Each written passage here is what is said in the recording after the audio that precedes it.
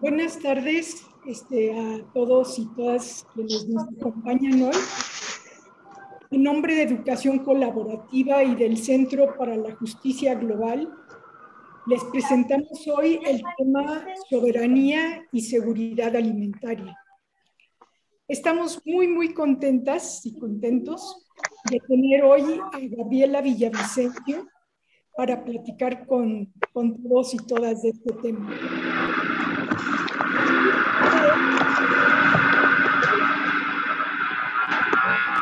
Más entusiasmo, de una manera más amable en este planeta que es la casa de todos. Gaby es maestra, es urbicultora, y por cierto, ya les puse allí en el su página. A ver, por favor, apaguen todos su micrófono.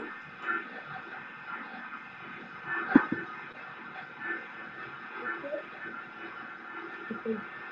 Les decía que Gaby es maestra y es urbicultora. Y ella bueno, las cosas en las que ha mostrado interés, los temas que ella trata son agroecología, bosques, maderas, huertos, sistemas alimentarios. Y todo este interés ha llevado a Gaby de Oaxaca a Estados Unidos, a Ámsterdam y no sé a dónde más. Y ahora ella es nuestra vecina aquí cerquita en Querétaro. Y ahí da clases en la UNAM, en la Autónoma de Querétaro y en la Normal Superior. Y está haciendo una investigación doctoral en agroecología y huertos urbanos. Y pues tiene mucho que compartirnos, así es que bienvenida, Gaby. Ay, muchas gracias por la invitación a Educación Colaborativa y Medios, o Educación y Medios Colaborativos. Pienso que el trabajo que hacen es sumamente vital e importante porque tenemos una narrativa convencional que invisibiliza muchas de las luchas que están sucediendo en este momento, y muchas veces pensamos o digamos que se nos corta la esperanza, ¿no? Porque no escuchamos estas otras posibilidades. Bueno, antes de empezar me disculpo porque mi audio está, hay un cierto eco. La verdad es que es mi computadora, necesito hacerle ahí un ajuste al ventilador y por alguna razón se oye un eco que antes no sucedía. Entonces, bueno, vamos a tener un poquito de interferencia, pero pues me gustaría iniciar esta conversación con ustedes hablando ya de entrada de algo que sucedió en 2007. Me encantaría poder verlos. Antes de empezar, me gustaría saber si alguno de ustedes sabe quiénes son ellos. O sea, pensando en los medios convencionales que tenemos. Ajá. Si ustedes saben en esta fotografía quiénes están, y me encantaría que abrieran sus cámaras para que nos viéramos también, porque luego también por eso los caminos que son alternativos no logran salir a la luz porque precisamente no tienen la misma, digamos que los reflectores no están apuntando hacia esas mismas luces. Pero me gustaría preguntarle si alguien tiene una idea de quiénes son y en dónde están. Bueno, les voy a ir dando pistas, ¿no? Vamos a hacerlo un poquito, vamos a tratar de hacerlo. Mucho gusto, Yolmi, por estar aquí. Pistas, es en Senegal, en el 2007. Ajá. Hubo una reunión de todos los pueblos agrícolas convocado por la Vía Campesina. ¿Alguna vez han escuchado de la Vía Campesina? Ok, entonces en esta reunión de 2007 en Yeyeli, no sé cómo se pronuncie, ¿no? Pero así se lee por lo menos. Ajá. Se generó una declaración de los pueblos, una declaración que hablaba de que los pueblos tenemos derecho a tomar decisiones en torno a los sistemas alimentarios. Tenemos esta declaración, retornó el poder de la capacidad de decidir sobre los sistemas alimentarios a las personas más importantes, que son la pieza más sensible de esto que se conoce como el sistema alimentario, que a mí no me gusta usar ese término, pero que estamos aquí hoy reunidos para también buscar nuevas palabras. Necesitamos un nuevo léxico que llame a este tipo de conceptos de una forma que nos sea más cercana, de una forma en la que podamos generar o desplegar el tipo de pensamientos y emociones que necesitamos para reconectarnos con la tierra. Porque el proceso de transición que hemos vivido de algo que se conoce como la fractura metabólica, es decir, esta separación que hemos tenido en la ciudad de las zonas rurales, ha sido un proceso que ha implicado sentirnos ajenos de la naturaleza. Entonces necesitamos también empezar a buscar otras palabras y a venir con una imaginación radical. Entonces, cuando yo les menciono, o cuando Laura les mencionaba, Gabriela es urbicultora, quiere decir que es un intento propio por buscar otras palabras que nombren aquello que ha sido pues disminuido o invisibilizado o que simplemente no existe, pero que siempre ha estado ahí. Y no existe porque olvidamos todo el vocabulario y el léxico a través de la pérdida de muchas otras lenguas, ¿no? Entonces, en la declaración de Yeyeli, como ya mencionaba nuestro flyer introductorio, se reunieron 80 líderes representando a 500 países del mundo. Imagínense, y fue un foro en el que ellos estuvieron hablando de la pérdida de agrodiversidad. Entonces, vamos a ir hablando de qué significa este concepto de soberanía alimentaria y cómo este concepto de soberanía alimentaria puede resignificar no solamente la forma en la que nos alimentamos, sino quiénes somos. Ajá. Entonces, en este lugar llegaron, como ya les decía, 800 pueblos, ¿no? Por ejemplo, en mi caso, yo provengo de la nación Viniculaza, ¿no? La nación zapoteca es una nación que está dentro del territorio mexicano y que viene de una raíz otomangue. En el idioma, en el dialecto, en la lengua de mi madre, habían muchas palabras que designaban ciertas semillas, ciertas especies de mamíferos, ciertos tipos de hongos, cierta diversidad que se perdió cuando se hizo una traducción al español. Entonces ahora pensamos que esas especies son o endémicas o que de alguna forma tienen nada más un nombre, no, que tienen nombres en latín que han sido reportados a bases de datos internacionales, pero que en el habla común muchas veces se han perdido, ¿no? Entonces, la soberanía alimentaria busca integrar todos los procesos culturales que fueron asociados a la domesticación de las especies a través de los siglos. Un dato, por ejemplo, eh, la agricultura industrial, como la conocemos, solamente tiene 200 años en la Tierra. Por el contrario, hay vestigios de la lengua vinigulasa de 7.000 años atrás. Y hay otro tipo de vestigios de lenguas que datan de 10.000 años atrás.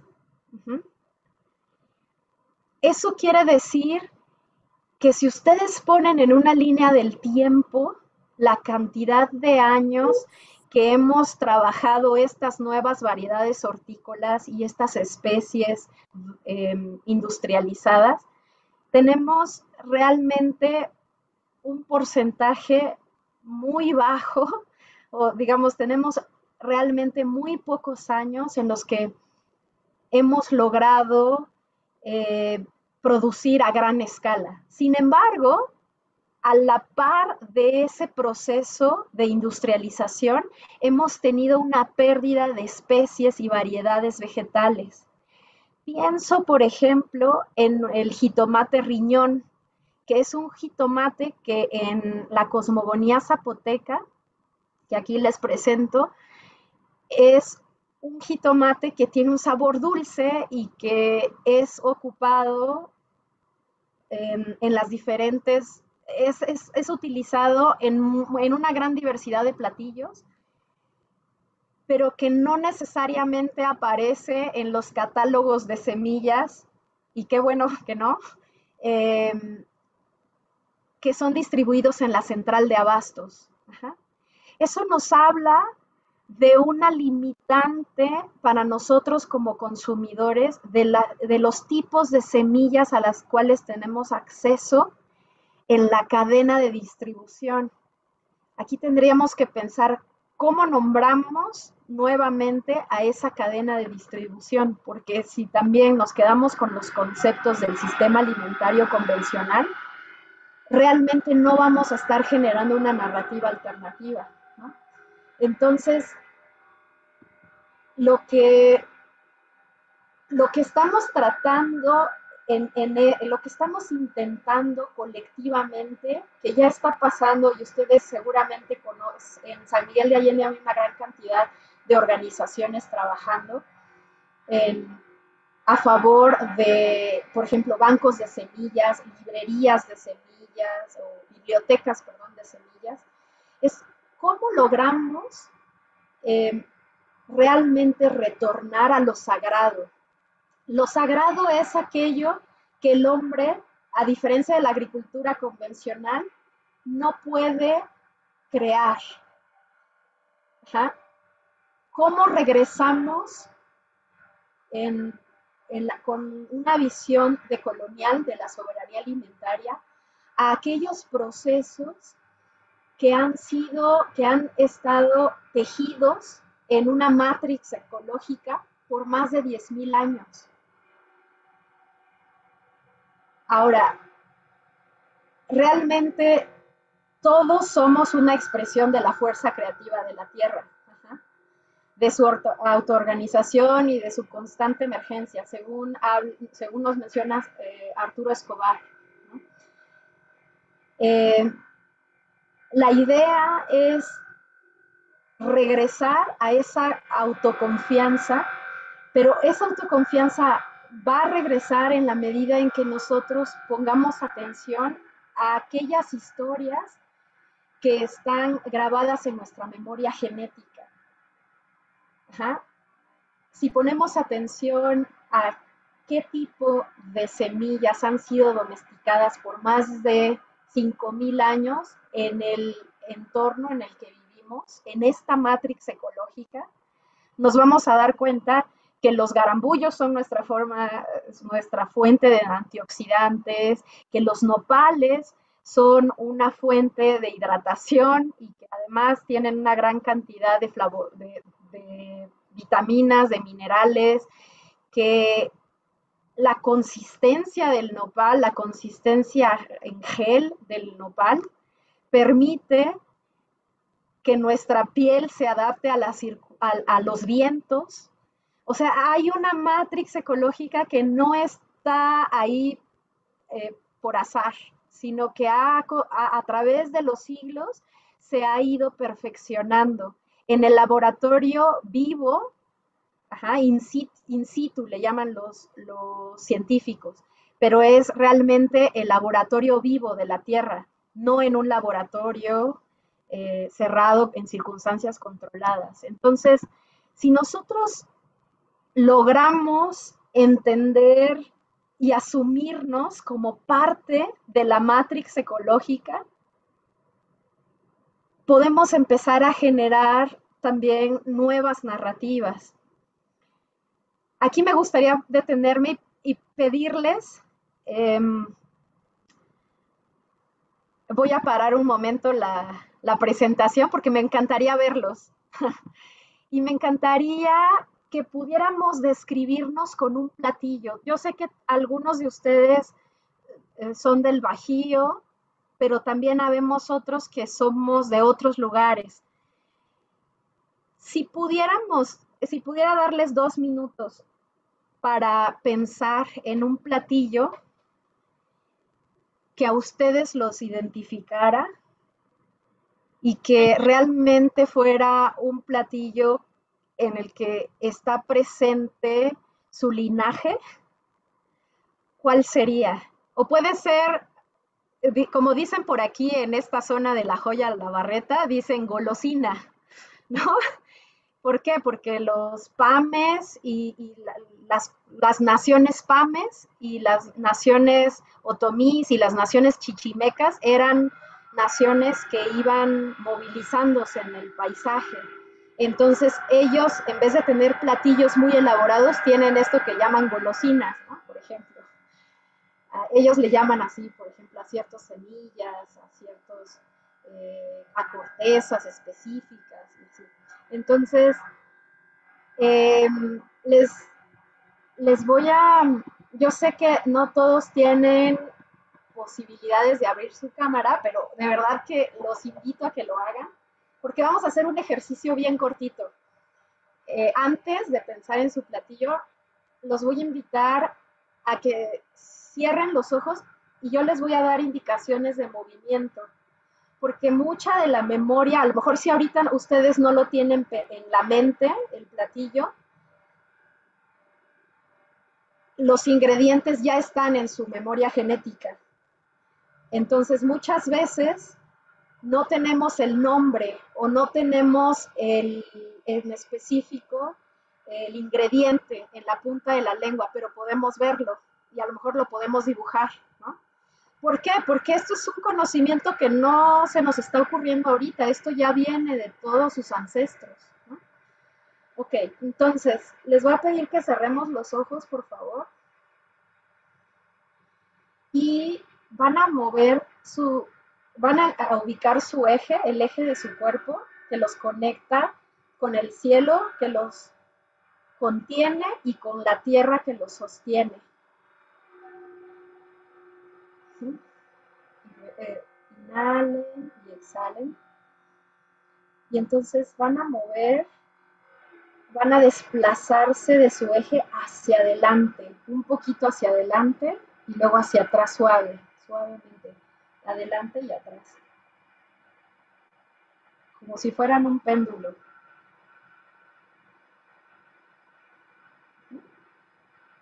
Y luego van a ir al centro y luego van a ir a la derecha y a la izquierda.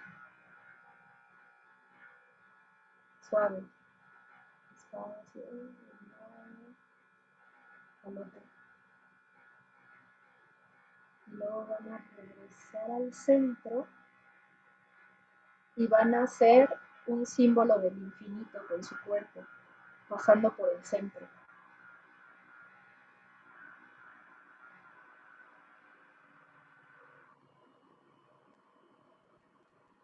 Y ahora regresan al centro, suave.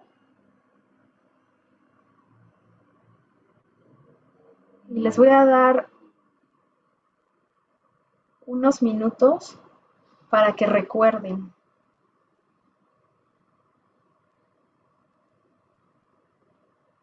¿Cuál es ese platillo o cuál es ese alimento que los conecta con su pasado?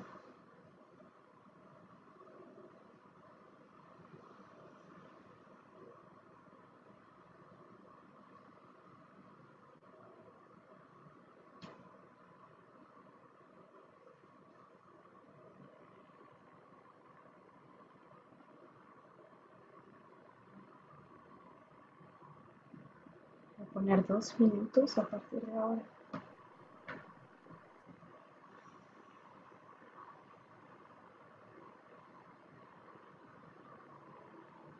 Pueden seguir moviendo, si no recuerdan, pueden seguir moviendo su cuerpo de adelante a atrás, hacia atrás, suave.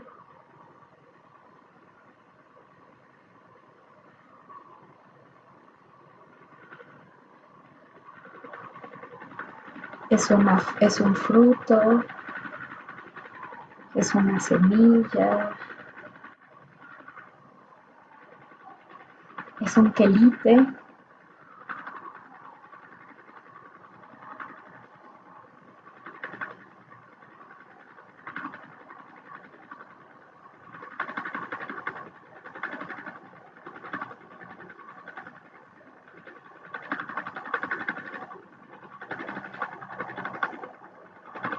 Es una mazorca.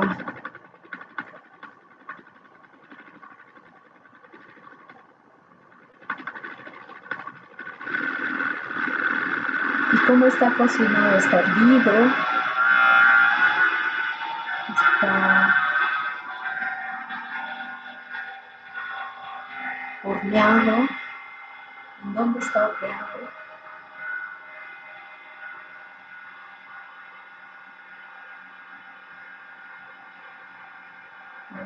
Regresar al centro y hacer con su cuerpo. Es muy importante que muevan el cuerpo.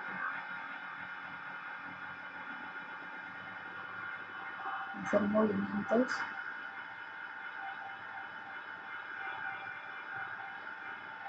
¿De qué color es? ¿Tiene semillas? ¿Está en floración?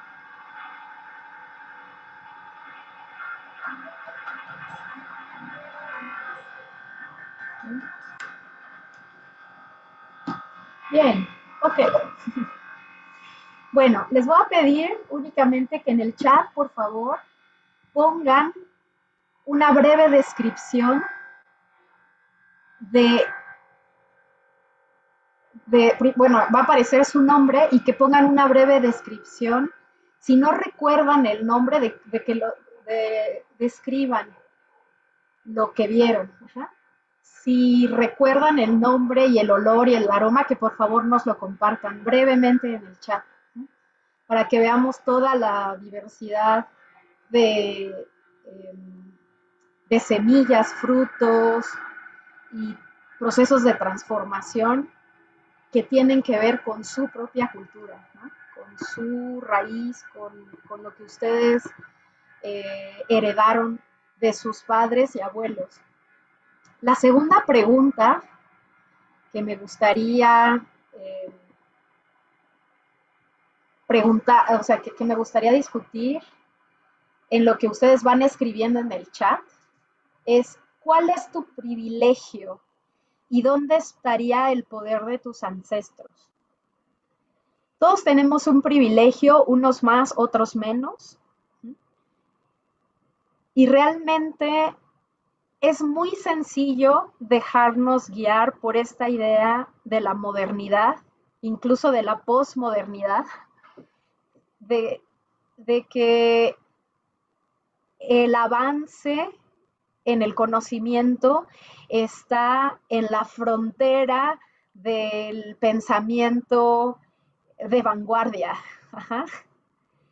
Es muy fácil darnos cuenta que este pensamiento no está haciendo otra cosa más que regresar a lo que ya existía y que hay en el pensamiento de la posmodernidad hay muchas dudas y hay, digamos, se está gestando un espacio de mucho relativismo.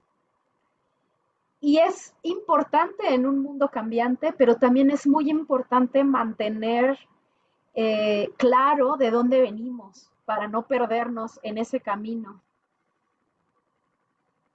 Entonces, me gustaría lo mismo, preguntarles cuál es, ay, miren, aquí tenemos varios participantes, maíz, quesadillas de flor de calabaza, garambullos, ok, sopa de uchepo, ok, cocinados al vapor, crema ácida de wow,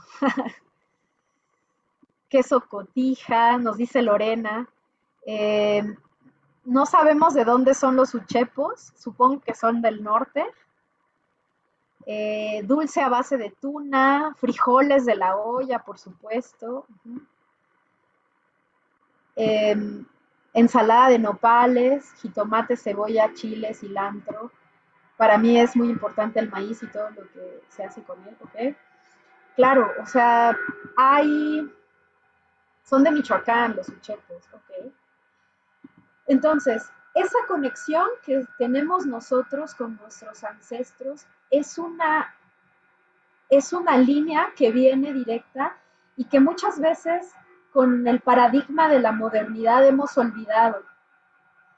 Y hemos perdido tanto los métodos de cultivo como las formas de preparación.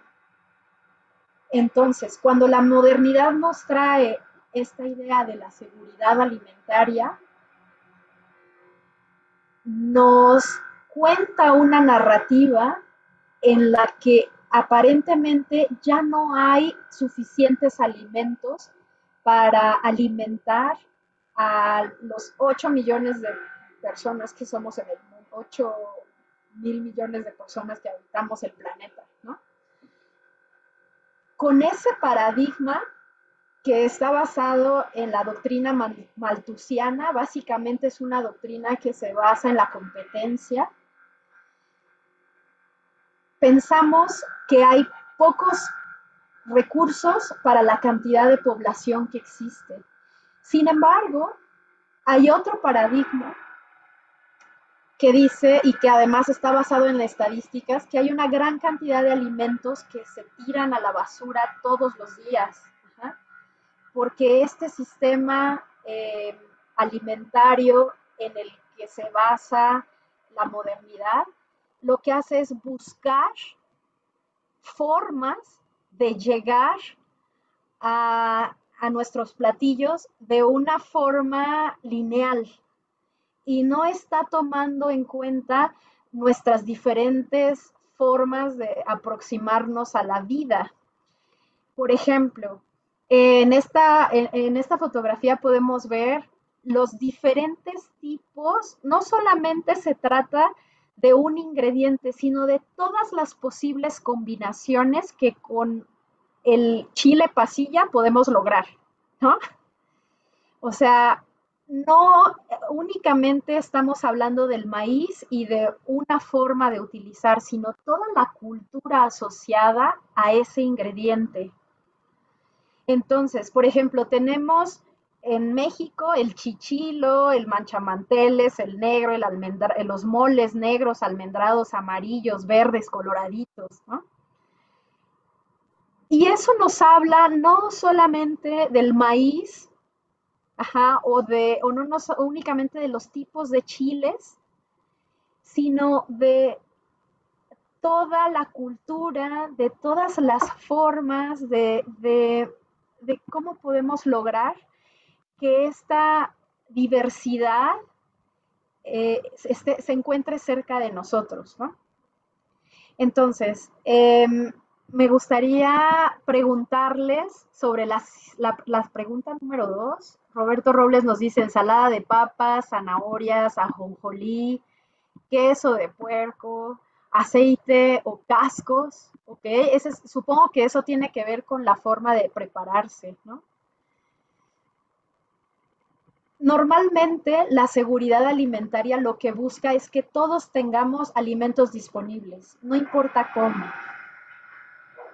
La seguridad alimentaria busca llenarnos la panza, como si se tratara la alimentación de una actividad meramente funcional.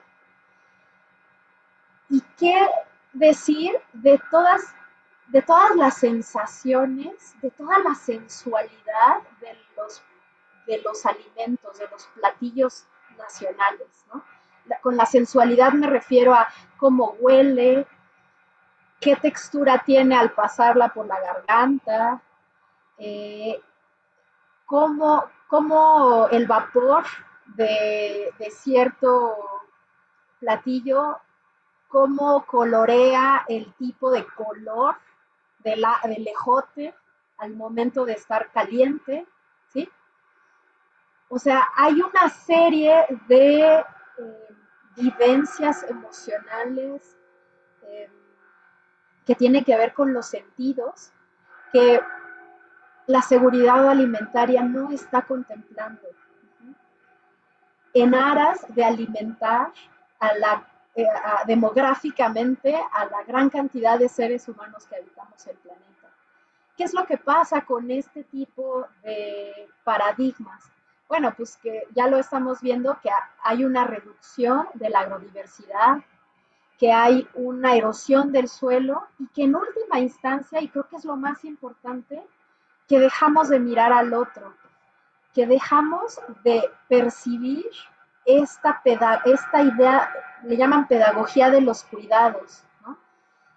De cómo nos asociamos alrededor de la comida, cómo mi madre me enseña, ella está realizando un tipo de enseñanza al pasarme su conocimiento de cómo seleccionar en el mercado los chayotes o cómo cultivarlos, ¿no?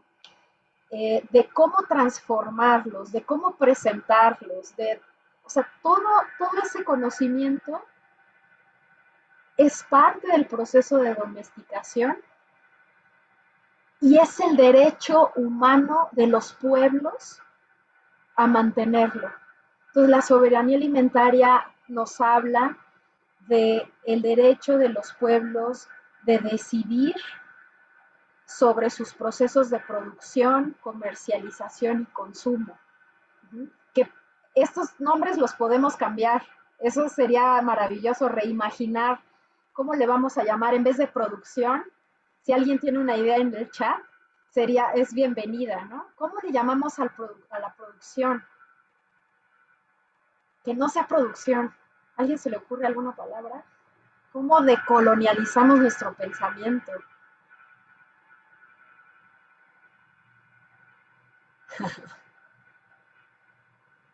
Producción. El acto de generar algo, ¿no? El acto de traer a la tierra, de la tierra o con la tierra. Ajá. Entonces podemos pensar en una palabra como con sembrar, no sé, tenemos que buscar esas palabras, ¿no? Como algo que tenga que ver con el cultivo, pero también con la cosecha. O sea, podemos crear una palabra que tenga que ver cultisecha, no sé, algo así, ¿no? ¿Por qué? Porque es la forma en la que nos vamos a salir de todos estos procesos que ya traen una narrativa de asistencialismo, una narrativa que nos hace olvidarnos y volvernos sujetos pasivos en nuestra transformación propia y del paisaje. Y es lo más cómodo y es lo que está ocurriendo, que ya todo nos lo dan y entonces nuestra creatividad, que es lo intrínseco al ser humano, comienza a inhibirse.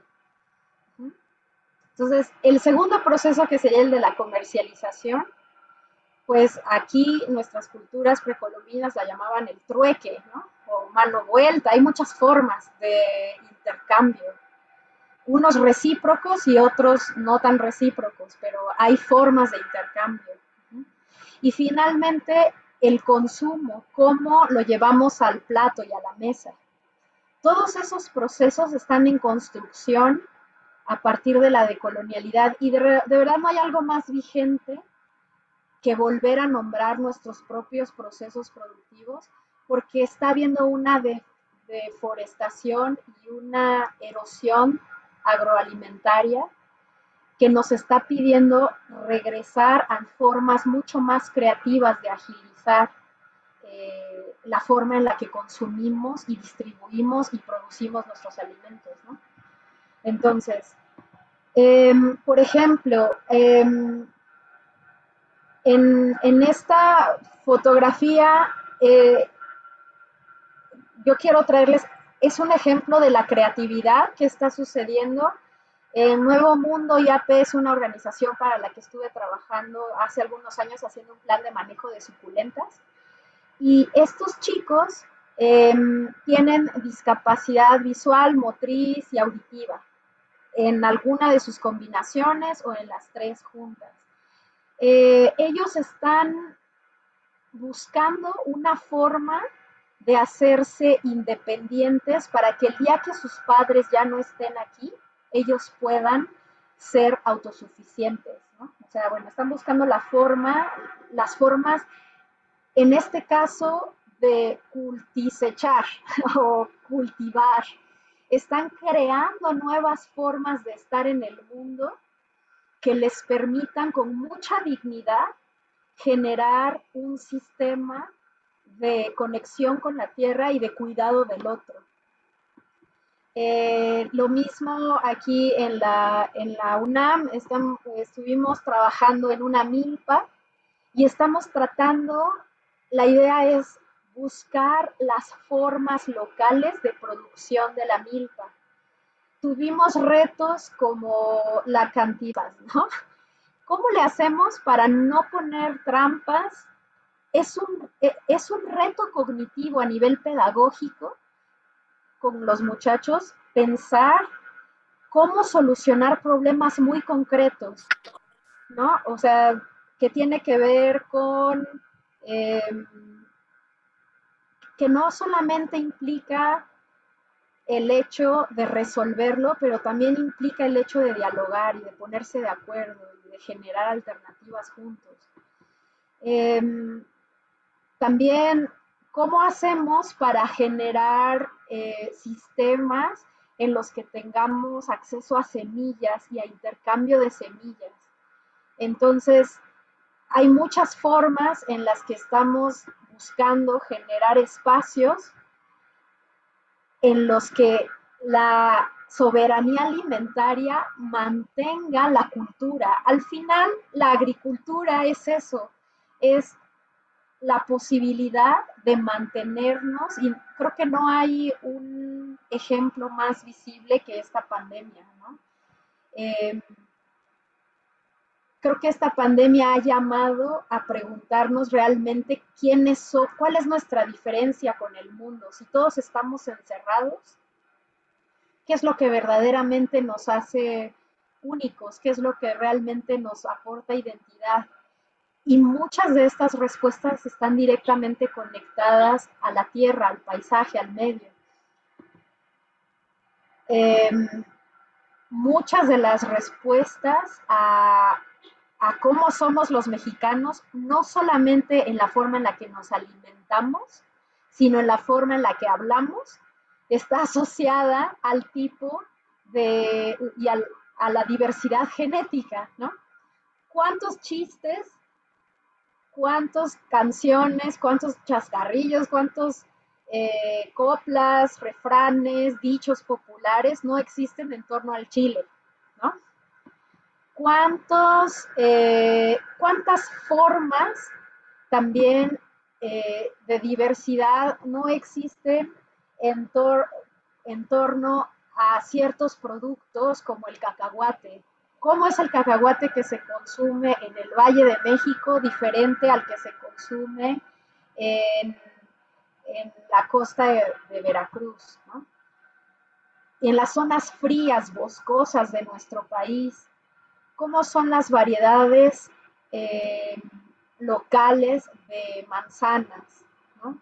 Hay una manzana de color rosita que la abres y es de color rosita por aquí, por Coroneo, no me acuerdo del nombre, pero hay una gran cantidad de variedades que no solamente, o sea, cuando vemos las papas, por ejemplo, que también son, el centro de origen de la papa no es México, es el cono sur de Latinoamérica, Perú, Bolivia, Ecuador.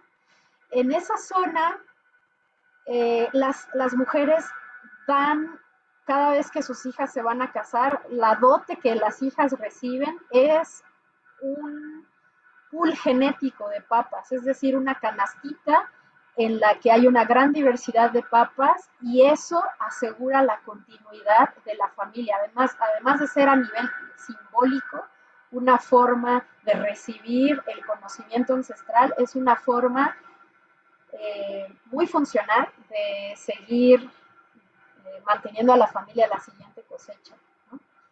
Bueno, entonces hay una gran cantidad y una diversidad de especies, de variedades.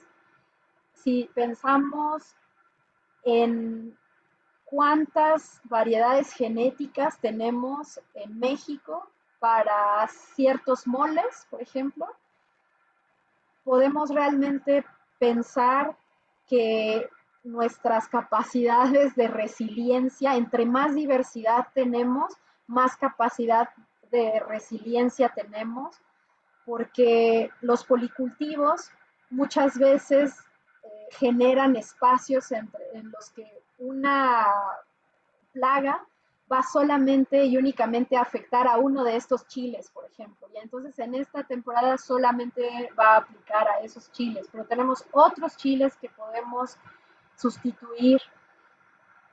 Y esa matrix ecológica, esa diversidad ecológica se ve en la milpa y se ve también en nuestros platillos. Ahora, hay una gran cantidad de teóricos de la decolonialidad. Ajá. Esto de la decolonialidad es básicamente de lo que yo les hablo cuando les digo, vamos a pensar vocabulario nuevo, léxico nuevo. Ajá. Y hay dos escuelas y entonces realmente lo que ellos buscan es cómo regresamos a ese conocimiento, pero también lo transformamos, porque no vamos a ser románticos y a pensar que ese conocimiento está ahí eh, y, que, y que así nos lo van a pasar en la tradición oral. No, nosotros tenemos que generar poesía, tenemos que generar cuentos, tenemos que escuchar las fábulas de nuestros tíos, abuelos, hermanos, abuelas, y con ese conocimiento vamos a transformarlo, porque así está dado. Muchos, a lo mejor, de nuestros abuelos fallecieron, ojalá que ustedes tengan a sus abuelos vivos, pero cuando no ocurre eso, entonces tenemos la necesidad de identificar nuestras historias ancestrales a partir de nuestra propia práctica, y puede ser a partir de la música, puede ser a partir de cocinar nuevamente, de pedir las recetas, ¿no? En México tenemos 11 familias lingüísticas, ¿ajá?, en todo el país. Las familias lingüísticas eh, son lenguas que se parecen en sus raíces. Ajá. Entonces, por ejemplo, en mi caso, al ser zapoteca, la raíz de mi lengua es otomangue. Entonces, pues tenemos, esta es la zona de donde yo vengo, pero aquí, por ejemplo, también el otomí es una lengua otomangue, pero también tenemos presencia de yutonahuas, ajá, y este mapa nos muestra los lugares. Si nosotros hacemos una cruce entre un mapa lingüístico y un mapa de agrodiversidad, vamos a encontrar que la agrodiversidad está presente en las zonas que les llaman zonas calientes, es decir, la, donde hay más riqueza de especies están asociados y hay una relación directamente proporcional entre los pueblos indígenas y las zonas que tienen mucha más biodiversidad en el país, ¿no? Y eso no lo digo yo, desde un ecologista ruso que se llama Nikolai Vavilov, ya se ven, que fue quien hizo como un mapa de los centros de origen de los alimentos, él mencionaba justo eso, ¿no? Cómo el maíz y los nombres de los maíces y los tipos de variedades de maíces están asociados a la tierra, a las culturas, a las lenguas. Entonces tenemos estos dos paradigmas, el moderno, que nos habla de una agricultura convencional, con paquetes tecnológicos y que busca que generemos una cierta dependencia a través de la compra de sus insumos químicos. Y tenemos un paradigma de colonial que muestra con mucho orgullo las formas en las que nuestros antepasados lograron por más de 7,000 años, casi 10,000, transmitir estas semillas resilientes, adaptadas al clima y los procesos asociados a ella, tanto para su consumo como para su cultivo. Entonces, este paradigma moderno que nosotros estamos viendo está basado en empresas de cultivos químicos. Ustedes ya tuvieron anteriormente una conversación acerca de la cantidad de daños a la salud y al medio que están asociados a los pesticidas y a los herbicidas, ¿no? Y a todo este paquete tecnológico. Y cómo ese tipo de químicos generan un oligopolio. Y estos grupos de poder, podemos trazar nombres de familias, podemos generar mapas en los que identifiquemos precisamente quiénes son los dueños, ¿no? Y vamos a ver que esas personas pues están dentro del 2% de la población, ¿no? Lo mismo sucede con la industria de las semillas. Entonces ya tenemos que Bayer hizo una adquisición de Monsanto y que Pioneer, que toda la industria de las semillas está generando procesos en los que cada vez incluso ellos mismos disminuyen su capacidad de sus productos y a veces incluso aumentan las dosis, ¿no? Eso genera una erosión del suelo, de los nutrientes, de la biota viva que está presente en los suelos que heredamos de nuestros antepasados. Entonces, lo que estamos haciendo es desde salinizar hasta llenar con sustancias aditivos que generan afectaciones en la salud a partir de la percolación de todos esos químicos y de su flujo a través de los mantos freáticos. Entonces es un tema sistémico. Me gustaría mostrarles una animación muy corta de cómo a través de los años estas empresas han concentrado el poder.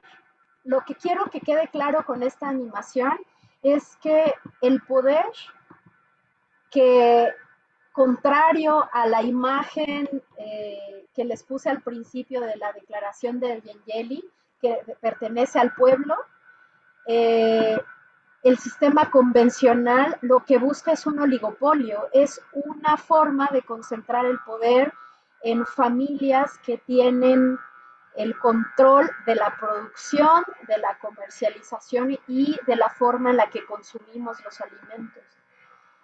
Entonces, no sé si alcanzan a ver el video. ¿Ven unas bolitas? No. Ah, ok, entonces todavía no lo veo. A ver, ¿alcanzan a ver unas bolitas? Bueno, todas esas bolitas son la cantidad de empresas asociadas a insumos químicos, a herbicidas y a pesticidas. Entonces ustedes ahorita van a ver cómo al principio están dispersas. Es una reconstrucción, una línea del tiempo de 1996 al 2008. Y como pueden ver ahorita, ya hay cada vez se generan adquisiciones y fusiones entre estas empresas y se generan espacios mucho más controlados, ¿no? Entonces, bueno, pues aquí la pregunta es, ¿dónde queremos el poder de la forma en la que producimos y consumimos alimentos, ¿no? ¿Dónde queremos centrar el poder? ¿En la comodidad de lo que nos llega por Walmart a la puerta de la casa y que Walmart decida qué alimentos en mi aplicación de, ¿cómo se llama?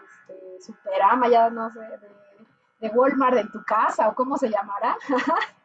O generar sistemas de intercambio mucho más resilientes que nos permitan conocernos, que yo pueda conocer, por ejemplo, hay estas canastas solidarias, ¿no? Ah, Corner Shop, ajá. Entonces, ¿qué queremos? Que el poder regrese a nosotros y que tengamos esta capacidad de conocer al vecino o conocer al distribuidor de la tienda, o estamos tan asustados por la pandemia que vamos a ceder nuestro poder a Corner Shop, a Walmart, a todas estas cadenas, ajá, sobre todo Soriana también, ajá, que están ahí y que están listas para, de alguna forma, adelgazar las capacidades que tenemos como sociedad de organización, de gestión, de producción. Entonces, bueno, voy a regresar a la presentación inicial. No sé si la vean completa, porque hice aquí. ¿Se ve completo o se ve chiquito? Bueno, voy a volver a Ahorita se ven dos. Voy a volver a proyectar porque creo que se veía chiquito, no estaba tan segura, pero mejor. Ok, entonces, incluso, no solamente los insumos están generando oligopolios, también las licencias para las semillas genéticas, ¿no? Las semillas genéticamente modificadas. Entonces, las licencias están en manos de bien poquitas empresas que dictan cuáles son las especies comerciales y cuál es el fitomejoramiento que nos va a dar el tipo de alimentos que necesitamos. ¿Y ellos qué van a saber de el platillo que ustedes pusieron al principio? ¿No? No tienen una idea absoluta de lo que a ustedes les genera ese tipo de alimentos y que ojalá que tengamos la valentía, el valor de pasárselo a nuestros hijos, en el sentido más amplio del término para los que no somos padres, pero, pero ojalá tengamos la creatividad colectiva, ojalá que tengamos el valor y el dinamismo de generar, de mantener en el consumo de nuestros alimentos aquello que nos identifica culturalmente. Entonces, lo mismo sucede, por ejemplo, con las variedades de cervezas, ¿no? El lúpulo, ¿no? Está producido por bien poquitas asociaciones y empresas, y lo mismo sucede con eso, ¿no? O sea, cómo tenemos diferentes empresas que dominan ciertos sectores de la alimentación. En este mapa, que se ve muy chiquito, pero que nos muestra, por ejemplo, cómo ciertas variedades de lácteos, ciertas variedades de pan, están asociadas específicamente a una sola empresa, aunque existan diferentes nombres, ¿no? Como Wonder y Bimbo y no sé, ayúdenme. ¿No? Todas las marcas nos llevan únicamente al mismo distribuidor. Y si nos lleva al mismo distribuidor, quiere decir que atrás, ajá, por economía de escala, solamente es un productor de solamente es un productor de semillas y solamente atrás de eso hay unas empresas específicas que se dedican a la distribución de insumos, ¿no? Entonces, es realmente un sistema que concentra el poder de la toma de decisiones. Entonces, tenemos lo mismo, o sea, hay una gran cantidad, por ejemplo, en esta imagen pueden ver eh, todos los nombres del pan Bimbo en diferentes países y lugares. Todo es pan Bimbo, pero en unos lugares se llama Rainbow, Sara Lee, Silver Hills, Smart. Hay diferentes nombres, pero es el mismo productor. O, eh, por ejemplo, ¿no? También tenemos Sopa Campbell, nada más hay dos otras firmas, otros nombres similares, ¿no? Entonces, pues se reduce nuestra capacidad de decisión, de opciones, y a través del tiempo, esta es una imagen que inició en el 2000 y termina en 2015, y es un mapa de las adquisiciones de empresas como Sara Lee, ajá, o el grupo Bimbo, o Canada Bread, o Saputo Bakery, Flower Foods, estas empresas o grupo Campbell, ajá, que han estado a través del tiempo concentrando el poder. Bueno, no vamos a hablar demasiado de toda esa concentración. Ahora vamos a hablar un poquito de qué repercusiones tiene la pérdida, la erosión genética en el tipo de procesos sociales y de salud como los que estamos viviendo. Nosotros somos la generación del COVID-19, ¿no?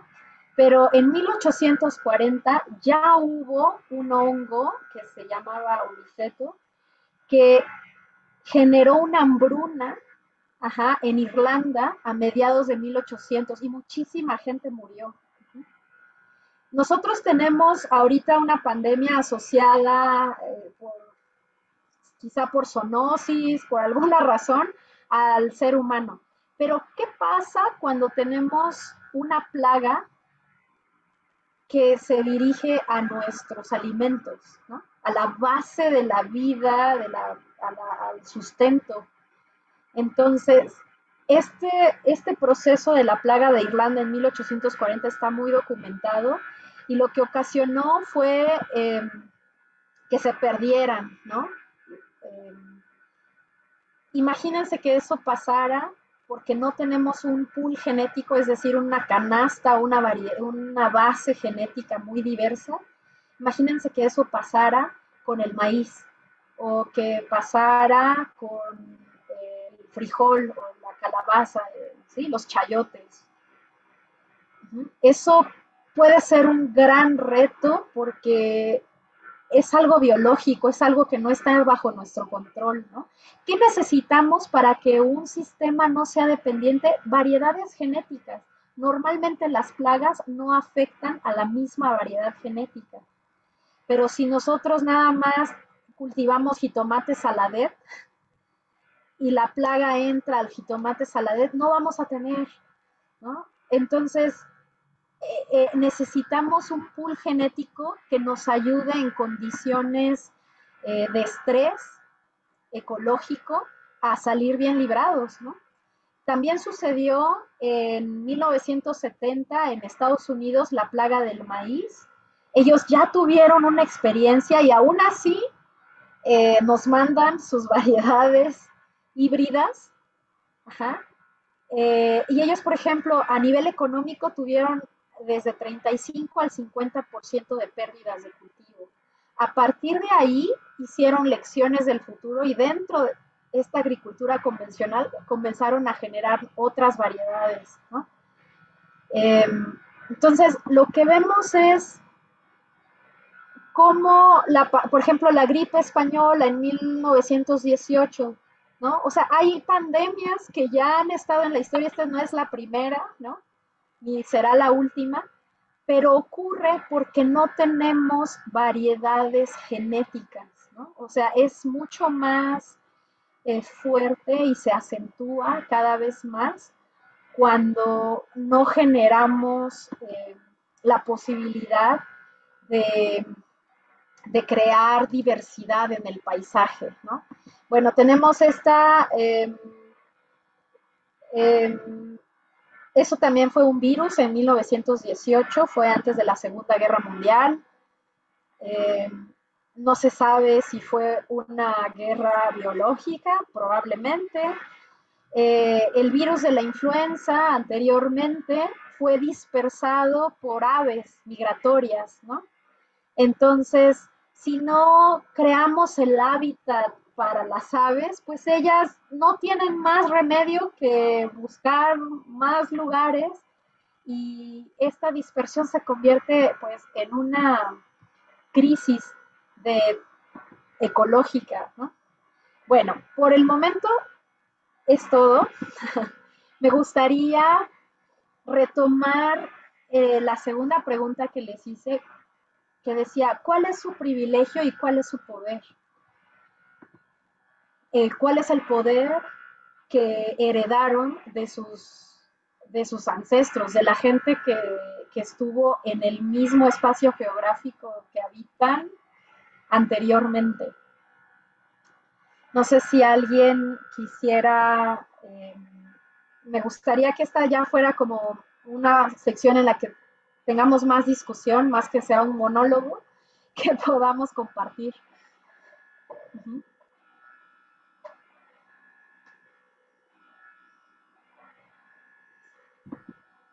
Bueno, voy a volver a mencionarles. ¿Cuál es el privilegio que heredaron? Es difícil, la pregunta no es sencilla, uh-huh, pero ¿qué privilegio? Puede ser, los sociólogos clasifican los privilegios de clase, de raza, de género, ¿no? Pero ustedes saben, así como estudiantes, como jóvenes, como personas en desarrollo, que tienen un privilegio, ¿no? Y no está mal hablarlo de ello y visibilizarlo, porque a veces lo que ocurre es que nos desempoderamos, ¿no? Con esta concentración del poder.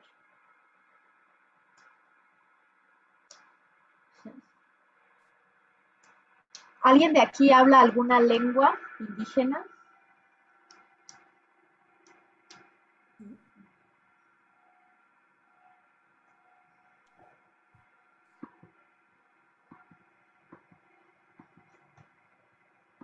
¿Alguien de aquí tiene acceso a música? ¿Sus familiares son músicos?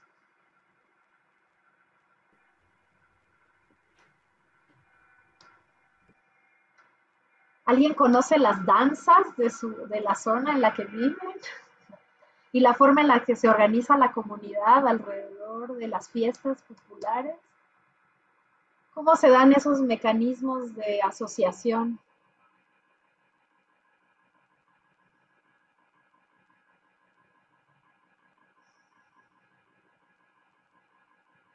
¿César?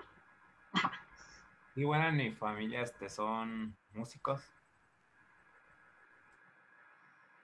Ok, tú tienes el privilegio de que tus familiares, tú sabes que en el mundo antiguo los músicos, los instrumentos musicales se ponían en espacios, eran bienes suntuarios, porque son la conexión divina, ¿no? Los instrumentos musicales con quienes estamos aquí y abren un canal, digamos, ¿no?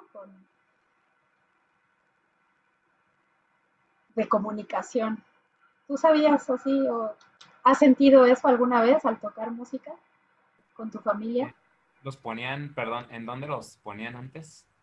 Pues están, por ejemplo, en los basamentos, han aparecido en las tumbas, ¿no? Prehispánicas, como espacios suntuarios, ¿no? O sea, la gente ellos eran formas de representar la divinidad.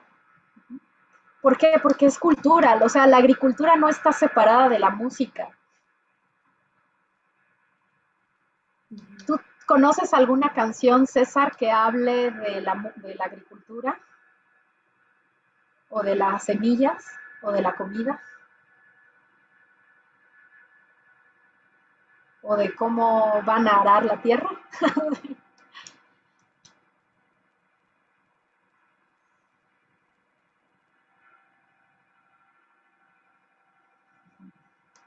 Bueno, sería bonito recordar, ¿no? Por ejemplo, danzas. ¿Alguno de ustedes conoce alguna danza asociada? ¿O recuerda que sus abuelos tenían alguna danza asociada, algún tipo de representación corporal?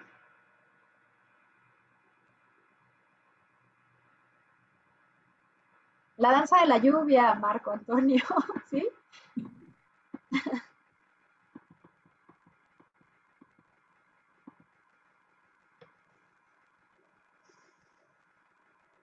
O sea, la idea de los sistemas alimentarios es cómo tejemos hacia atrás, porque hemos olvidado mucho, pero cómo tejemos nuevamente ese, como tomamos de nuevo la madeja y tejemos un poquito hacia atrás, ¿ah? Para lograr generar estas historias. Miren, yo les voy a contar una historia de los Vinigulasa, ¿no? Los Vinigulazas eran estos, en la tradición zapoteca, en la nación zapoteca, eran estos grupos que, que eran, dicen que descendieron de los dioses y que eran hombres muy feos y mujeres muy feas y muy grandotes, ¿no? Entonces, los Vinigulazas en español se traduce como la gente antigua. Entonces, estos hombres grandes, fuertes, feos, ¿sí? Eh, servían como intercedían con los dioses, ajá, porque ellos nos ayudaban a generar un diálogo y muchas veces tomaban formas de animales y de fauna. Ajá, y muchas veces ellos eran grandes guerreros, eran eh, hombres que podían ser sacerdotes o que podían tener como unas fuerzas lejanas a las que tenemos los humanos, pero que nos ayudaban en ciertos momentos de la vida a mantener los procesos de las cosechas, ¿no? Y entonces ellos intercedían y eran, en la primera imagen que les mostraba, eran estos como, no eran semidioses, eran unos hombres que vivían en las montañas y que eran muy grandes. Ajá. Entonces, eh, ellos nos cuidaban de alguna manera, ¿no?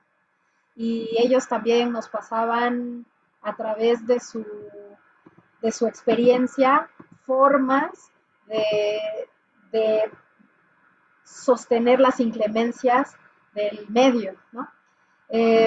Por ejemplo, hay un libro de Andrés Enestrosa en las que dice, por ejemplo, eran grupos, unos cuantos, y estos eran elegidos de los dioses, y cada conglomerado vivían sin ser vistos más que por los espíritus superiores para encauzar la vida de estos conglomerados, ¿ajá? Como de las aldeas.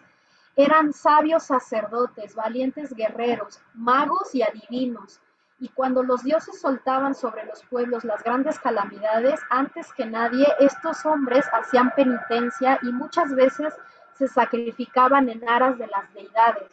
También pueden ser líderes sociales, no sabemos, ¿no? Poseían una vez envejecidos la extraña capacidad de convertirse al ruido de una oración en monos, cerdos, perros, con el fin de burlar y dañar a sus víctimas, y su destino estaba atado irremisiblemente al destino de otro ser, un ave, un pez, o a quien llamaban Genda, pensamiento, ¿no? Es el pensamiento. Entonces, ¿cómo esas historias nos permiten saber que ya hubieron antes hombres que estaban asociados a la medicina, ¿no?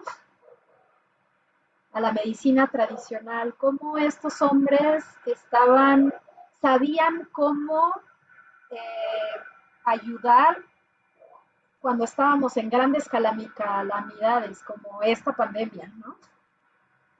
O sea, cómo se van configurando los mitos culturales que nos ayudan a ser resilientes y a integrar el conocimiento ancestral con las vicisitudes concretas de este tiempo.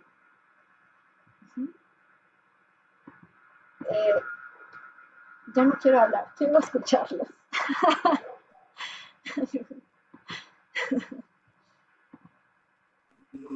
¿Miss en español o en inglés?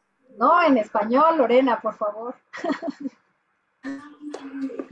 Ok, pues yo no, o sea, digo, de los temas que estamos hablando, yo no tengo una herencia así como, digo, sí tengo una herencia rica en platillos, probablemente a lo mejor porque, bueno, me queda claro que en todas las regiones, pero Michoacán es una región llena de cultura gastronómica. Más sin embargo, hablando del tema de todo lo que, de esto que estamos, bueno, que nos estás compartiendo, pues mi abuelo era agrónomo. Más sin embargo, la vida lo llevó a la política. Sí tuvo sus pininos en la agronomía y algo que a mí me da mucho gusto recordar es sus tierras con coliflor y con brócoli. Pero lo que me da mucha tristeza es que él trató de exportar todo este producto y pues tuvo mala suerte, ¿no? Porque lamentablemente los países, en especial Estados Unidos, siempre le ponen muchísimo pero al producto mexicano y sin embargo nosotros pues nos zampamos su producto sin la mayor mella, ¿no? Entonces, pues esta herencia de temas agrícolas, pues es lo que yo recuerdo, yo sí lo recuerdo con mucha felicidad que el día que había, que eran años buenos, se festejaba en un pueblito muy cerca donde estaban todos sus hectáreas de siembra, se hacía birria, una birria y o sea, como sabores muy específicos de ese pueblo, de esa región, que por cierto no era Michoacán, ya era Zacatecas, porque él era zacatecano. Pero bueno, obviamente se pierde en mi papá eso, nosotras lo vivimos como parte de nuestra infancia. No tiene nada que ver con danzas, no tiene nada que ver con rituales de fertilidad, pero sí tiene que ver con tema de familia, con tema de unión, con tema de recuerdos. Y creo Ahí que está, en la mesa está todo. exactamente, creo que es esta parte de cómo te une, ¿no? Todo el tema de la comida, del sabor, del olor. Y bueno, somos un pueblo que estamos unidos por el comer, tenemos una riqueza impresionante en el tema gastronómico. Pero pues sí, eso más que otra cosa, pues sí, no tengo mucha información de la otra, o sea, del tema de los rituales y eso. En Michoacán, la verdad, conozco muy bien la danza de los viejitos y en algún momento la vimos muchas veces con mi familia, pero no estoy segura, y por eso no te la quise compartir, si tiene algo que ver con el tema de las cosechas y de la fertilidad de la tierra. No sé, la verdad, si es más bien como un tema ancestral, así como porque es así como el compartir esta parte de la sabiduría de los ancianos. Pero bueno, pues te comparto eso. Gracias, Lorena. Pues como bien dices, en la mesa está la memoria biocultural, ¿no? O sea, no necesitas haber pasado por las danzas y los rituales para ver el producto de toda esa fuerza y esa resiliencia. Fíjate que en la vía campesina iniciamos esta conversación hablando de la declaración de 2007 de Yeli, en Senegal, y en esta declaración llegaron 80 representantes de 500 pueblos del mundo. Ellos, cuando se reúnen, cada vez que la vía campesina se reúne, hacen un proceso que llaman mística. Y uno con su tradición occidental pensaría, ay, esos rituales de la Pachamama, ¿no? Y esos rituales de pedir a Tlaloc y así, ¿no? En realidad esos rituales lo que están haciendo es fortalecer la voluntad para la adversidad, porque es un proceso colectivo en el que tenemos todo en contra, o sea, mucho en contra, un sistema alimentario concentrado que genera unos que disminuye la cantidad de alimentos y que concentra el poder en unas cuantas marcas y que limita la cantidad de incluso procesos a los que estamos acostumbrados, ¿no?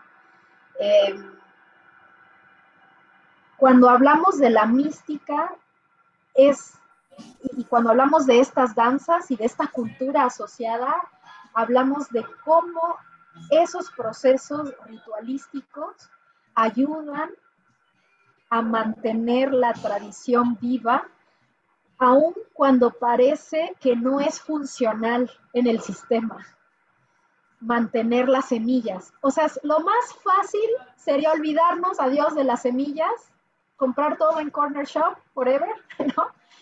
Y que nuestros agricultores pues no tengan dónde vender sus productos. Sin embargo, la mística apela a ese nivel de conciencia colectiva del cuidado de unos a otros, porque si el productor tiene un consumidor y yo le puedo, o sea, somos interdependientes y de alguna manera la mística ayuda a generar ese pegamento social que parecería para algunas personas muy racionales una pérdida de tiempo, ¿no? Pero imagínense llegar en la declaración de Yengeli 80 líderes sociales, ¿no? Y escuchar a todos y escuchar los procesos, no solo de pérdida de agrodiversidad, también de despojo de tierra, ¿no? De envenenamiento de ríos por metales pesados, de minería. O sea, hay una gran cantidad de retos ambientales que confluyen en la provisión de alimentos. Y si no tenemos una cultura asociada, no vamos a tener esa fuerza colectiva tampoco. Una cosa sí es hacer un cronograma de actividades, ¿no? Sí, para la lucha social y mantener la agrodiversidad, pero hay una dimensión que habla del espíritu colectivo y eso me parece que está muy asociado a la cultura. Entonces, precisamente por eso como hay que reconocer cuál es nuestro privilegio y cuáles son el poder que heredamos de nuestros abuelos, y padres y madres. Alguien que quiera compartir, nos dice Lisbeth, bueno, nos decía Atahualpa, que había una danza de los hortelanos.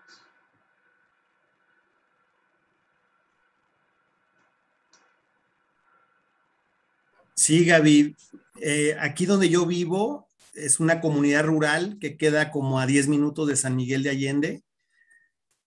Y hay una danza todos los años cuando es la fiesta principal del pueblo. Son muchas danzas que se hacen, pero una en particular es la que le llaman la danza de los hortelanos. Y es una danza que viene precisamente de la ciudad de San Miguel de Allende y son son pocas las comunidades que todavía mantienen esta tradición que viene precisamente de una comunidad que se dedicaba a las hortalizas. Y de ahí surge la danza de los hortelanos. Y afortunadamente aquí donde vivimos, esa danza se mantiene. Qué belleza, ¿no? Sí. Porque es una forma de mantener redes de reciprocidad. O sea, no solamente es la danza, es el día de la danza yo voy a llevar mis semillas y tú traes las tuyas. Y el próximo año me dices, entonces genero un cierto grado como de compromiso, me dices cómo te fue, ¿no? Entonces, un poco, no sé si vieron el Festival de las Artes y Ciencias de los Zapatistas, ¿no? Pero ellos también están diciendo, bueno, vamos a conservar la agrodiversidad si la unimos al arte, porque por sí mismos los científicos se agotan, o sea, no nos da, no alcanzamos a llegar a un movimiento social con la pura ciencia, no se puede.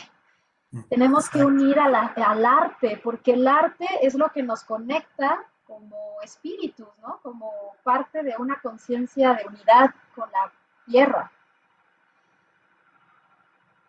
Entonces, eso de la danza de los hortelanos, pues es muy interesante. También aquí en Querétaro habían hortelanos en la zona de Hércules. Habían plantaciones bueno, en los últimos años ya de aguacate, ¿no? Desconozco anteriormente, pero me dicen que sí era una zona hortícola, ¿no? Por ejemplo, aquí en Querétaro. Y también está la danza de los rayados, que es una representación de las luchas que hubo precisamente en la colonización. Entonces se representa pueden ser franceses, porque el traje es parecido al de los franceses, y los rayados se visten con un traje que lleva pedazos como de metal, pero son largos y de diferentes colores en toda la indumentaria, y hacen una representación de batallas con machetes, ¿no? Lo que fueron las batallas contra los conquistadores. Esa danza de los rayados, no sé exactamente de dónde provenga, pero el traje que traen con los que luchan es como de un ejército francés. Claro, también hay muchas representaciones de danzas donde bailan con 2 palos, pero también eso tiene relación con algo que seguramente conocen que se llama radiestesia, que eran estos 2 palitos con los que se pueden encontrar pozos de agua, ¿no? Entonces es una danza que está hablando de la belleza del arte, pero también está haciendo una representación de algo muy técnico y está conectado con la fuente de vida, con el agua, ¿no? Entonces, la soberanía alimentaria no es únicamente mantener un pool genético que una empresa o una institución de gobierno puede tener de nuestras semillas en México, como ya ocurre allá en Texcoco, ¿no? Que tienen que esta asociación que colecta todas las variedades de semillas de maíz en México, ¿no? No sabemos para qué las vayan a usar, ¿no? Pero están ahí, pero no están en el medio, están dislocadas de la cultura. Y eso me parece que cuando no está asociado a la vida, a una intención de mantener la vida en el largo plazo, puede ser hasta peligroso, ¿no? Puede resultar un instrumento de control nuevamente, ¿no? Me gustaría hacer un comentario. Sí, Roberto. Sí, quiero tomar la exposición que hacías en cuanto a las ciencias, que pues en el festival que comentas que las ciencias dieron cabida a la expresión artística, y en tus palabras dijiste, pues porque las ciencias no les alcanza, ¿no? No alcanza a explicar todo. Y bueno, yo creo que en sentido estricto no alcanza la ciencia, porque nosotros como un mestizaje en buena medida de la cultura europea, pues venimos de la Ilustración, venimos del siglo ¿qué fue? 18, en que los grandes pensadores, los enciclopedistas, tomaron la decisión de que somos seres racionales, no somos parte de la naturaleza, no somos seres influidos por muchos otros aspectos naturales, espirituales, sino lo que vale nosotros es que tenemos razón y tenemos capacidad de descubrir la verdad a través de la razón. Incluso está planteado que debemos desconfiar de los sentidos, porque los sentidos nos engañan.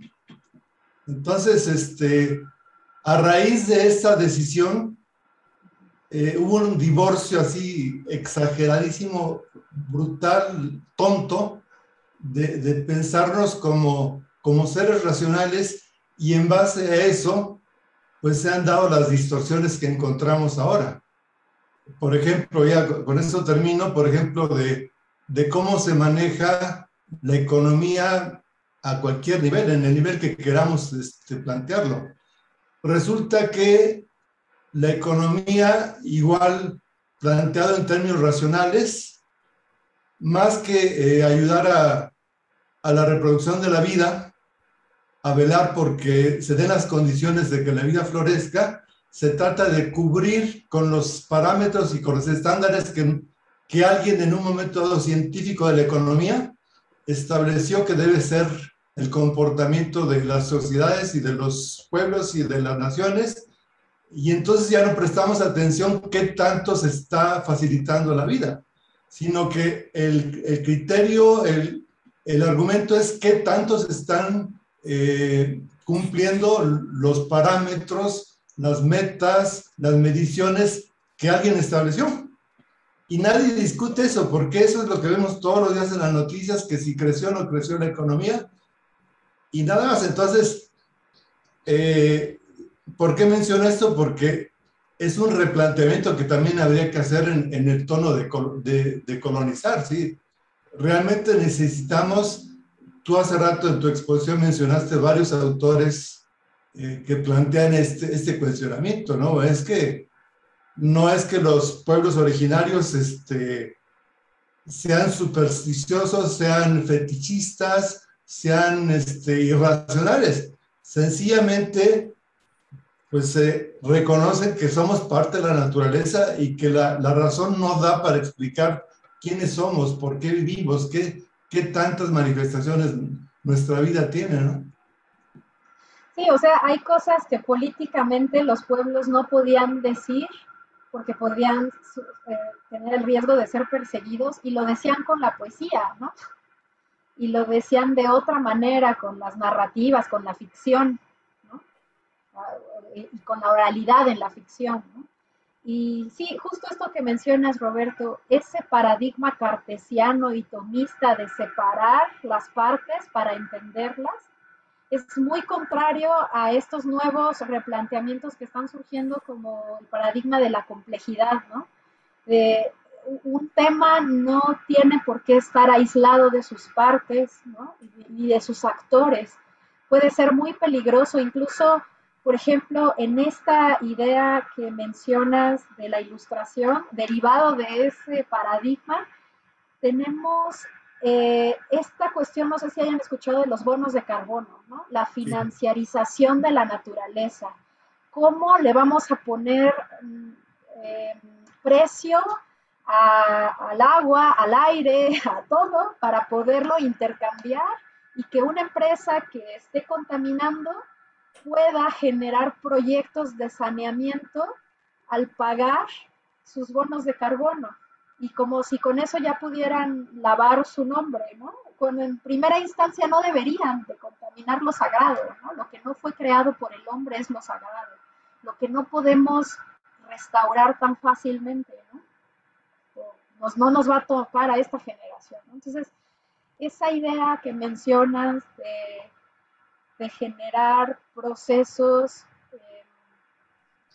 sí, o sea, donde la mercantilización pueda entenderse de dónde viene, y que el Festival Conciencia se llama los zapatistas, justo hablan de eso, que podamos generar una conciencia colectiva de más sabiduría, donde venga razón y emoción, ¿no?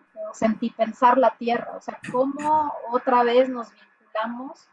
Parecería normal, pero las decisiones de Estado no van orientadas hacia al mantenimiento de la vida, y verdaderamente es lo que parece estar siendo un gran quiebre, ¿no? O sea, que la economía no está buscando la vida, está buscando la codicia, ¿no? La acumulación y la codicia. Marco. Buenas tardes, yo me quedé con una duda de eso que dijo que había más antes gente que tenía conexión con la naturaleza, que podía adoptar formas así de animales, y dijo que también de plantas. Sí, eso es lo que dice la cosmogonía, ¿no? O sea, Ajá, sí, cosmovisiones. puede ser una especie de metáfora. Ajá. O sea, cuando no puedes ir de frente, tienes que transformarte en otra cosa, ¿no? Oh, ya. Cuando estás, no sé, peleando por la tierra, no puedes ir de frente, tienes que transformarte en un animal o en un símbolo. O sea, son como las lecciones que nos dan entre líneas, ¿no? Ajá. Porque ir de frente, pues a lo mejor es comprometer a todo el linaje, ¿no? Sí. Sí, o sea, hay muchas cosas que se leen en metáforas y que pues son nuestro Popol Vuh, ¿no? Son nuestro libro de los orígenes que fueron destruidos en este proceso de colonización precisamente porque habían sabidurías de cómo sobreponernos a situaciones de emergencia sanitaria, ¿no? A situaciones complicadas que ponían en jaque la vida, ¿no?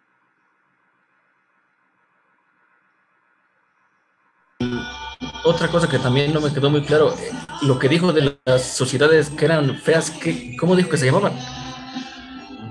La De hombres sociedad, y... bueno, eran los vinigulasa, son gente antigua en español, la gente antigua. Aquí pudieron ser como los que dicen que los ermitaños, de esos que no se socializaban, que vivían en los cerros así, aislados de la sociedad. ¿En dónde? ¿En dónde? En los cerros, o sea, ermitaños en la sierra, ya vivían ellos solos. ¿Quién dice? A mí me platicaban mis abuelos y mis papás. Decían que eran así, gente así, pues, bien, ¿cómo se diría? Abandonada. ¿Y ellos tenían alguna función? ¿Traían algo? ¿Nos No daban sé, algo? nomás dicen que, o sea, ellos estaban allá en la sierra. Sí, o sea, hay como todas estas cosas que hay que escuchar, ¿no? Nuevamente, para reconocernos. Sí, seguramente, yo no conozco la tradición literaria del mundo tomí, ni del mundo pame, pero en Oaxaca, bueno, en la zona zapoteca, tenemos un libro que se llama Los hombres que dispersó la danza.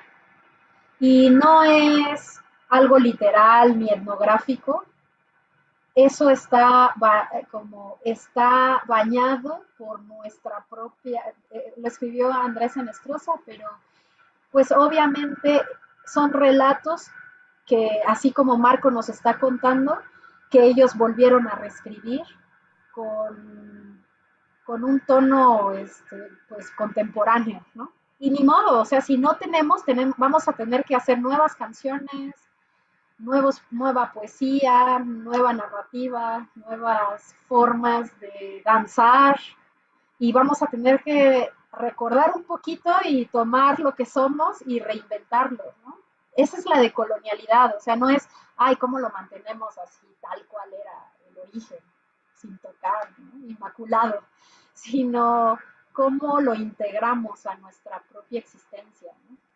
Y cómo lo reinterpretamos y cómo necesitamos ante estos retos que tenemos ahora globales, necesitamos creatividad, imaginación radical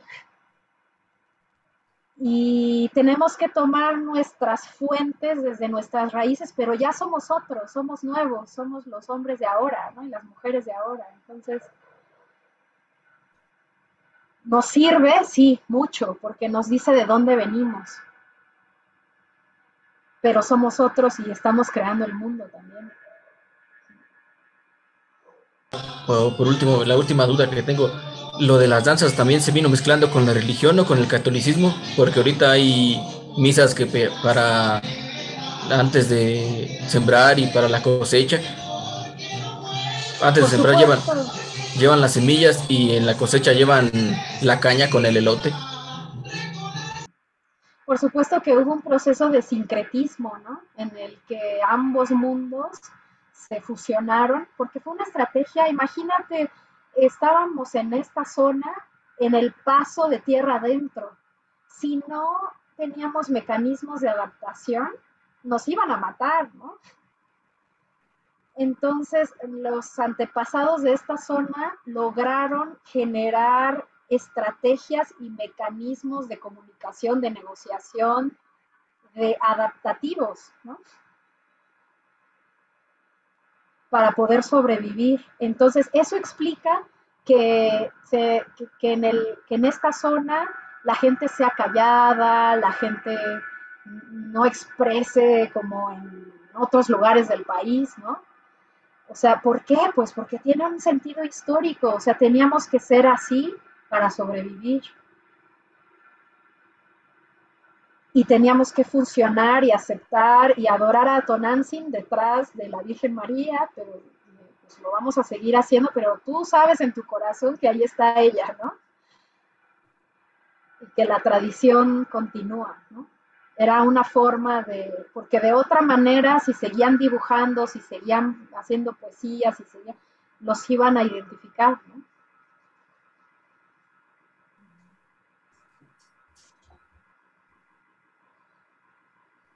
Creo que ya de mi parte sería todo, gracias.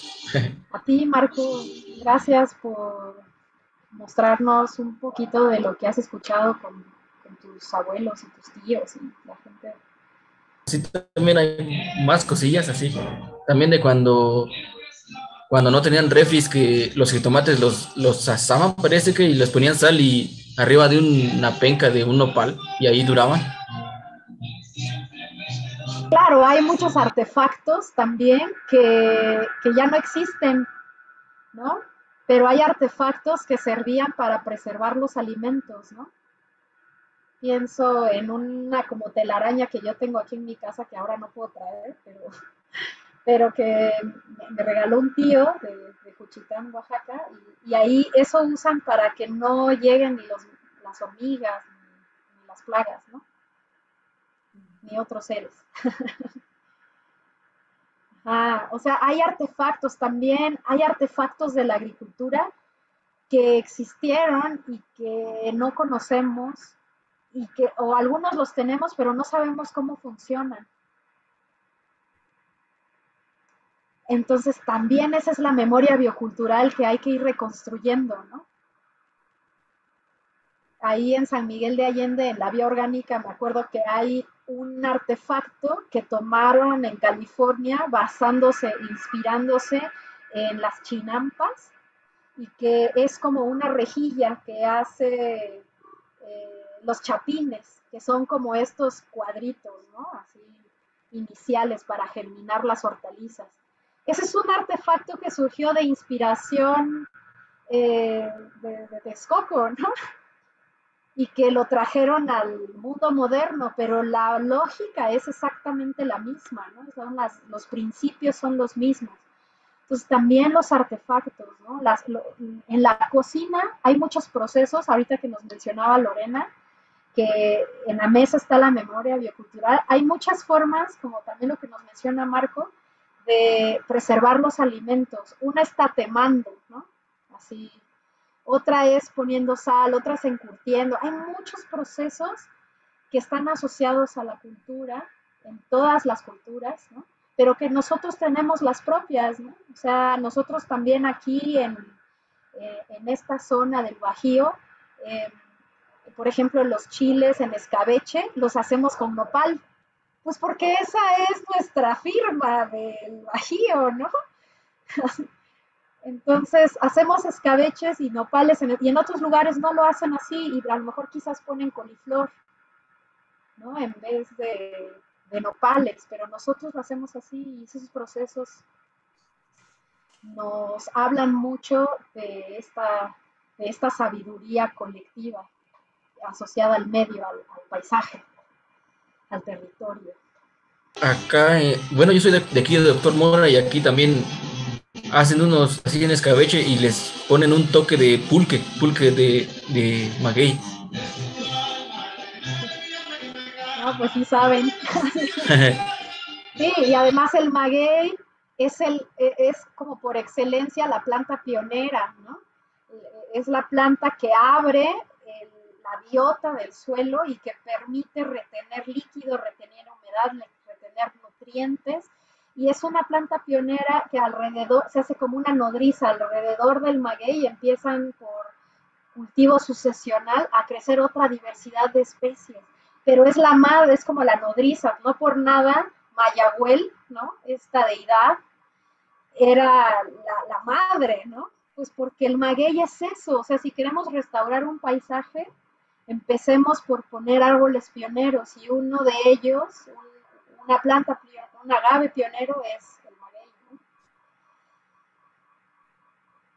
O sea, y todo tiene esa interconexión, ¿no? No podemos así, ay, no, nada más vamos a ponerle precio al agua, sí, aisladamente, ¿no? O sea, eso es como totalmente mercantil, ¿no?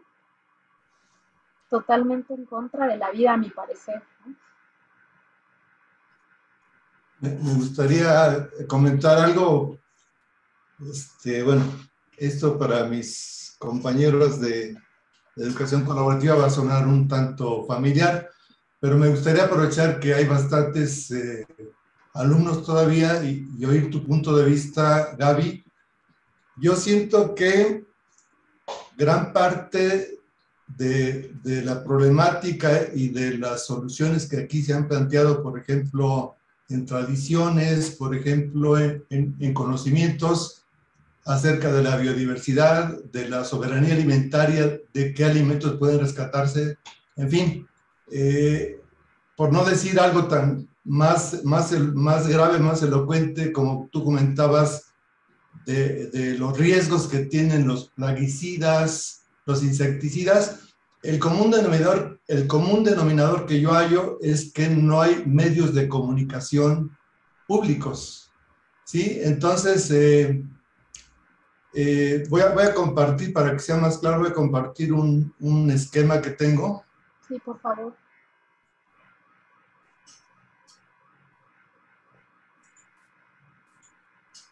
Sí, entonces estoy elaborando una estructura, pero por lo pronto la parte central es describe el problema, y lo voy a leer para que pueda ser más claro. Los sectores populares en San Miguel de Allende, tanto urbanos como rurales, carecen de espacios públicos de comunicación para las narrativas locales. Esto imposibilita la producción de información próxima, de entretenimiento, de aprendizaje del lenguaje de los medios, de crítica del campo de la comunicación, con contenido propio que sirva para discutir lo que sucede en los medios estatales y globales. Sin este espacio público de deliberación para reivindicar los derechos fundamentales, no es posible ninguna forma de agenciamiento colectivo. Sí, la idea esto, dicho en pocas palabras, un autor con el que me identifico mucho lo plantea de que el primer derecho es el derecho a la comunicación, porque permite la pelea por los otros derechos.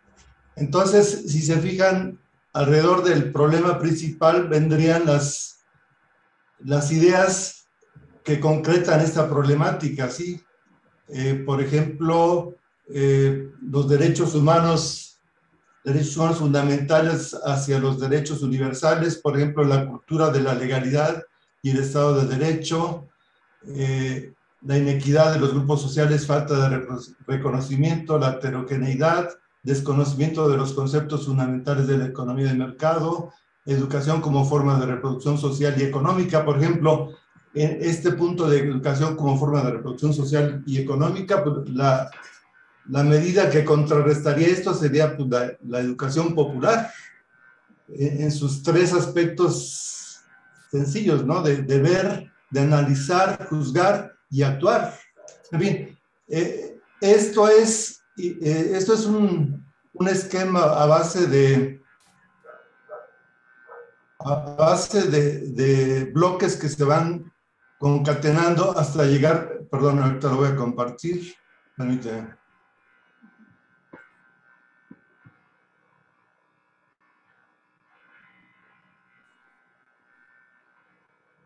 O sea, lo que vimos hace rato es esta parte central, pero la idea es ir como desglosando toda la problemática que serían los cuadros de color, y en los cuadros blancos vienen las acciones. Bueno, ¿qué tipo de acciones se harían para contrarrestar todo este problema de la falta de información, de la falta de comunicación, de la falta de un espacio público de deliberación que se ha manejado por la propia gente, ¿sí? Por mencionar una acción concreta, hemos pensado en dar, por ejemplo, un curso de comunicación que incluya un taller de radio, que incluya el levantamiento de narrativas, de historias, y que se comuniquen, y como que ir logrando este intercambio de experiencias, de información entre la gente misma, sin tener que depender ni de los medios oficiales ni de los medios masivos, sino a través de canales propios que vayan fomentando este espacio público. Pues me parece que el trabajo que están haciendo en educación y medios colaborativos es un trabajo que no se va a ver ahora reflejado, porque, o sea, en realidad están sembrando la semilla en esta nueva generación, en este relevo, ¿no? Entonces, sí, yo pienso que sí necesitamos, como bien mencionas, una cultura organizativa y asociativa y comunitaria. O sea, por un lado, hacer mi poesía y mis canciones y esa identificación de mi identidad, y por otro lado necesito compartirla, ¿no? Porque estas narrativas son las que mencionas, que sí, definitivamente necesitamos espacios, ¿no? En los que reconozcamos estas otras historias. Por ejemplo, yo agradezco muchísimo que Marco nos inició contando con algunas historias, ¿no? De esos hombres, y si pudiera explorar más, y si hay alguien más que conozca, ¿sí?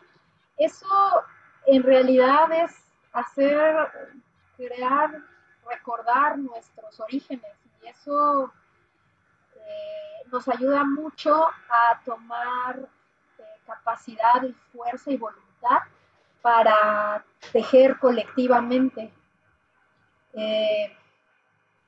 La organización es clave, ¿no? O sea, la comunicación es verdad, y la organización, pues, es un proceso que en muchos movimientos sociales se construye y se aprende en el camino, ¿no?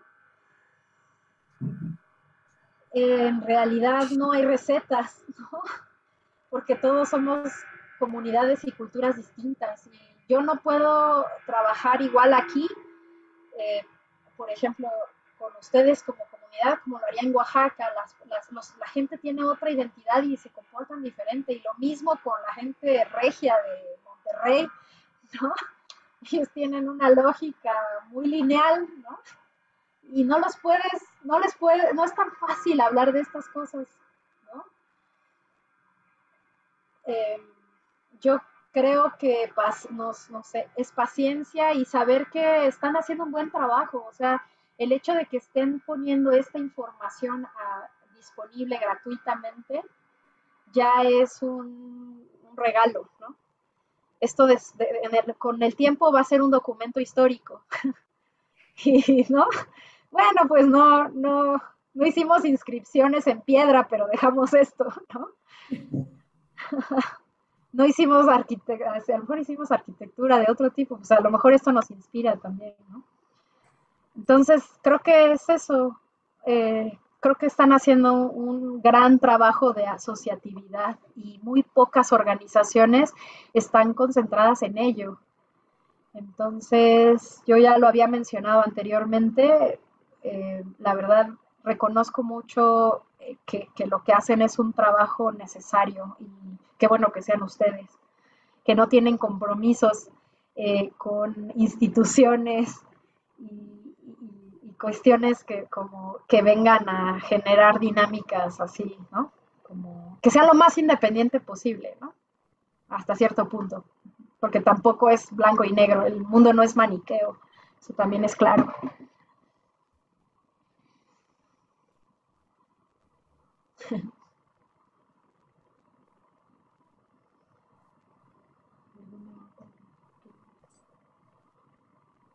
¿No? Bueno, pues muchísimas gracias nuevamente.